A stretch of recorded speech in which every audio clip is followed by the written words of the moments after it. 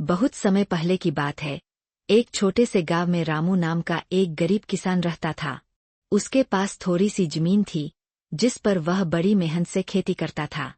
धीरे धीरे उसका घर कर्ज में डूबता चला गया। रामू बहुत ईमानदार और नेक दिल इंसान था। वह कभी किसी का बुरा नहीं सोचता था। लेकिन परेशानियां इतनी बढ़ गई थीं कि अब उसे लगने लगा कि शायद भगवान ने उसकी किस्मत ही खराब लिखी है। एक रात वह खेत से थकाहारा लौट रहा था कि रास्ते में एक पुराना बरगद का पेड़ दिखा। थकान से चूर रामू उसी पेड़ के नीचे लेट गया और जल्द ही नींद में डूब गया। सपने में एक बूढ़ा आदमी सफेद कपड़ों में आया और बोला, रामू, तू बहुत ईमानदार है और तेरी मेहनत को देखकर भगवान ने तुझे इनाम देने का फैसला किया है। गांव के पास जो पुराना खंडहर है, उसके नीचे एक खजाना छुपा है। लेकिन ध्यान रखना, वो खजाना एक चोर ने छिपाया था और उस पर एक शर्त है। जो स्वार्थी होगा, खजाना उसके हाथ नहीं लगेगा। रामू की आंख खुली, वह पसीने पसीने हो गया। पहले तो उसे यकीन नहीं हुआ, लेकिन फिर उसने सोचा, क्यों न कोशिश की जाए। अगले दिन वह खंडहर की ओर निकल पड़ा। खंडहर गांव के पास ही था, पर अब वहां कोई नहीं जाता था क्योंकि लोग कहते थे कि वहां भूत रहते हैं। रामू ने हिम्मत दिखाई और खुदाई शुरू की। कुछ ही घंटों में उसे एक लोहे का बड़ा सा संदूक मिला। उसकी धड़कनें तेज हो गईं। जैसे ही उसने संदूक खोला, उसकी आंखें चौंधिया गईं। अंदर सोने चांदी के सिक्कों के घेर, कीमती पत्थर और बेशकीमती जेवरात रखे थे। पर तभी अचानक एक अजीब सी आवाज आई, क्या तू लोभ में आ गया है, रामू? रामू चौंका।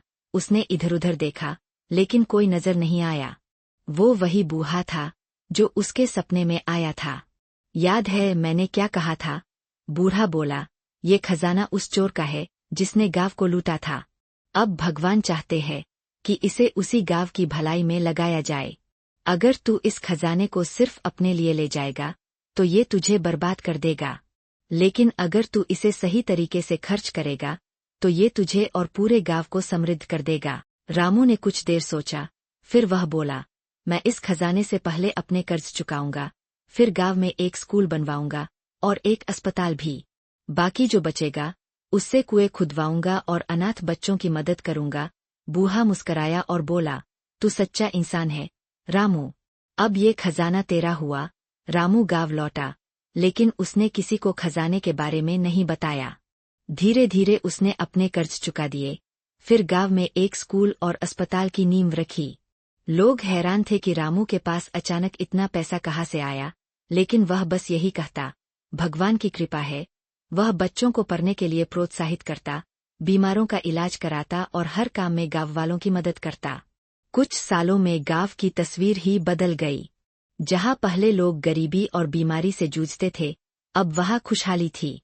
एक दिन गांव के प्रधान ने रामू से पूछा, भाई, तूने ये सब कैसे किया? सच सच बता, कहीं तूने खजाना तो नहीं पा लिया? रामू मुस्कराया और बोला, अगर मैंने पाया भी हो, तो क्या फर्क पड़ता है, जब वो खजाना पूरे गांव का भला कर रहा है। प्रधान चुप हो गया, लेकिन उसकी आंखों में रामू के लिए इज्जत और भी बढ़ गई। कुछ समय बाद, जब रामू बूढ़ा हो गया, तब उसने गांव वालों को सारी बात बताई, खंडहर, सपना और वो बूढ़ा आदमी।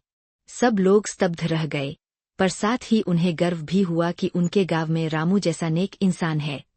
रामू की मृत्यु के बाद गांव वालों ने उसका एक सुंदर स्मारक बनवाया और खजाने से बची रकम से एक पुस्तकालय भी खोला, जिसका नाम रखा गया रामू ज्ञान मंदिर।